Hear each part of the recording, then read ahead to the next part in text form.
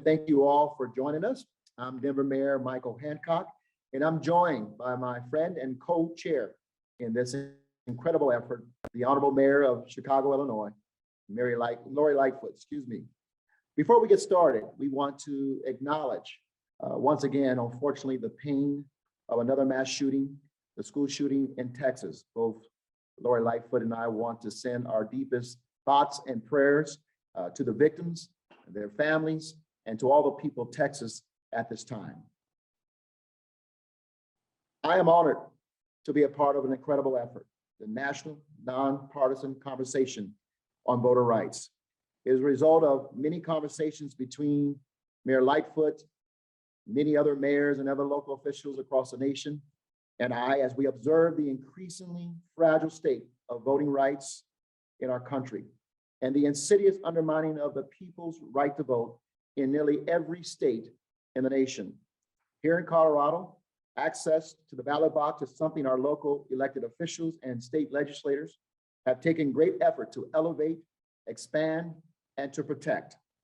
While it was exciting to see a state like California recently implement a universal vote by mail ballot recently, we've already been doing that in Colorado for several years with great success. But this fact may come as a shock to some of you. While we were all working hard to recover from the pandemic, legislators in 49 states were working hard, introducing more than 400 bills this year alone with expansive provisions to restrict access to voting. 18 of those states have already enacted laws that will make it harder for Americans to vote. 18 states turning back the clock and rolling out restrictions in a direct assault on our democracy that it overwhelmingly affects people of color. And right now, redistricting is happening across the country, where absent protections of the Voter Rights Act that have been struck down by the Supreme Court, communities of colors are being packed and cracked by gerrymandering to dilute their voices in elections. We're being faced with a two-headed monster of voter rights suppression. Where they can, legislators and interest groups are stripping access to the ballot box away from people. And where they can't do it, they're doing their level best to render that vote meaningless. This is without a doubt the most aggressive wave of voter restrictions our nation has seen in decades. I want to be very clear about this value. There is nothing more foundational to our democracy in the United States than the free exercise of the right and access to vote by all eligible U.S. citizens. Anything that abridges that exercise thereof must be amended or abolished immediately. What's worse is this tidal wave of voter suppression is being driven by a falsehood that there was widespread voter fraud, despite the evidence to the contrary. This situation is not something that Mayor Lightfoot or other mayors across this country or county commissioners or I will let go unchecked without speaking up and, quite frankly, raising the alarm from the local level where the elections are administered. And that is the goal of the National Nonpartisan Conversation on Voter Rights, to raise the alarm about what is happening across the country, to wake up residents of our cities and counties and amplify the urgency of the need for action to reverse this undermining of our inalienable right to vote, to express the indignation of a broad coalition of Americans who stand together to oppose these measures that seek to stifle and silence the voices of our democracy. We have some hope with several bills that have been introduced in Congress.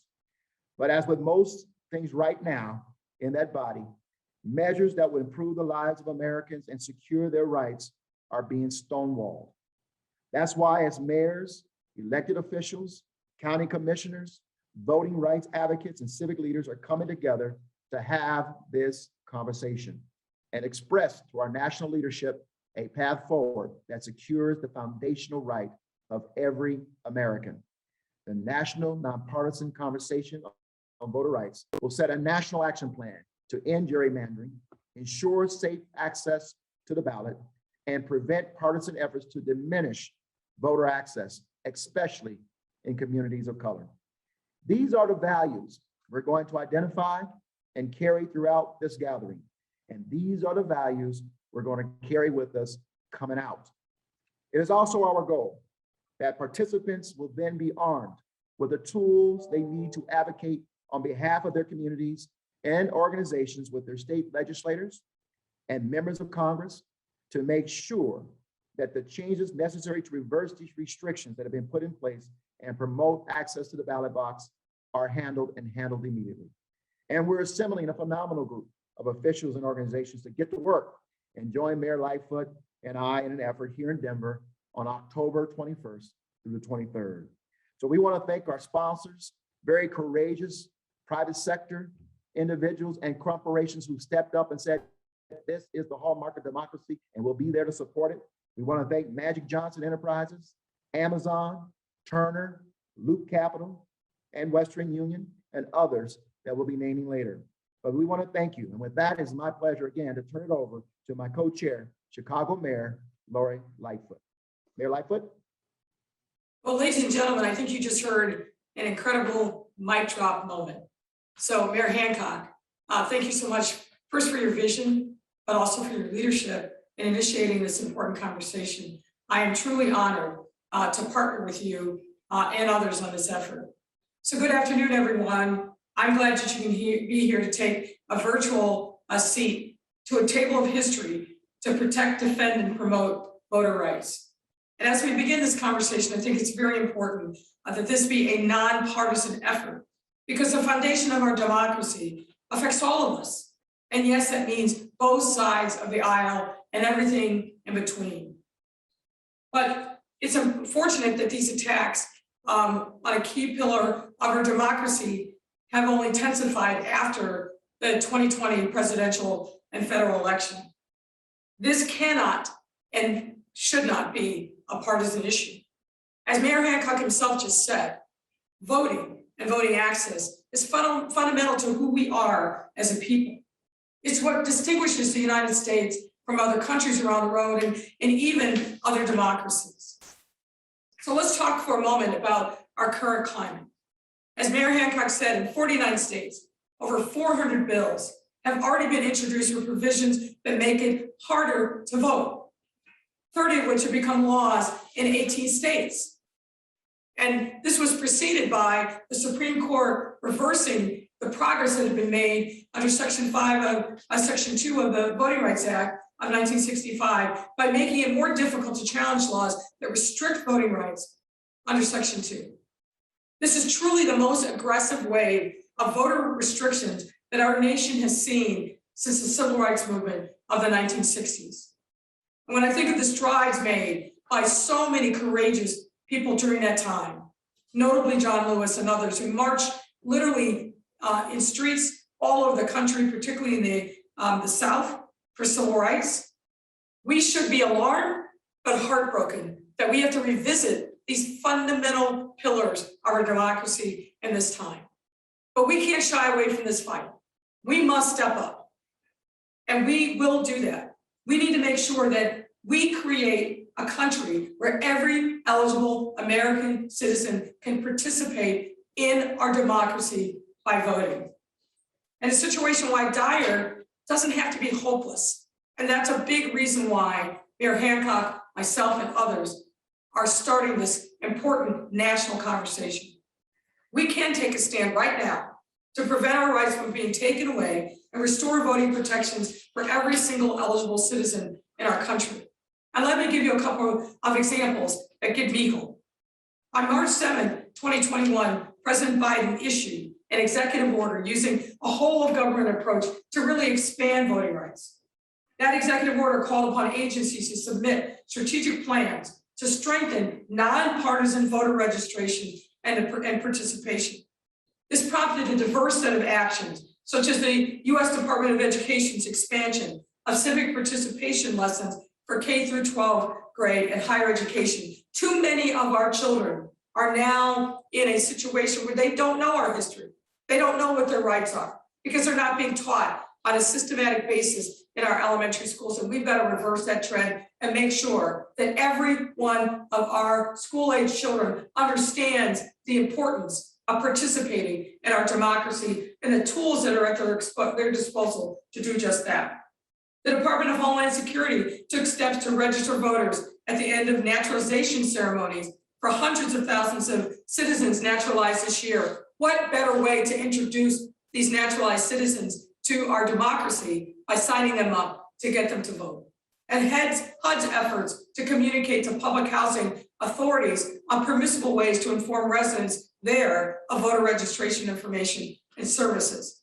Now, these are just a short list of things that have been done and put in place. And we know by bringing together the best and the brightest talent across this country, passionate experts and advocates, that we can come up with innovative ways, not only to turn the tide on what we're seeing as efforts to close access to voting, but to come up with new ways to motivate people to step up and vote. I'm grateful for these efforts on the White House and the executive agencies, and we've got to keep pushing Congress to do what's right. As we know, there are a few bills currently in Congress that defend and promote voter rights. The For the People Act is a very comprehensive bill that was passed by the House earlier this spring. Then the John Lewis Voting Rights Advancement Act. And more recently, the Freedom to Vote Act presents a path forward. But we've got to make sure that we're not just doing things at the federal level, even though it's important for us to call upon Congress to stand up and do its responsibilities. This conversation that Mayor Hancock and I have convened and others is important because we are going to bring together the best and the brightest, the experts, the advocates, and the true lovers of democracy to come together, not just to wring our hands, but to move forward with an aggressive national strategy to turn back the tide and motivate people to vote, even within restrictions, to understand what the power is of their voice and their vote. This moment, it couldn't be more important. I commend Mayor Hancock for really the vision and launching this incredible step in his leadership.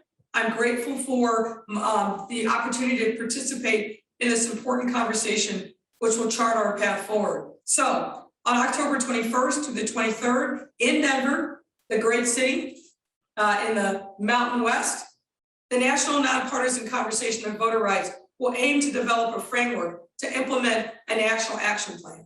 One that will focus on how do we end gerrymandering, ensure safe access to the ballot, and prevent partisan efforts that diminish voter access, and again, especially in communities of color. We are gathered here today to address the ongoing voter suppression efforts taking place across our country, and to signal loud and clear that we will not stand for our democracy to be diminished in any way. And I'd like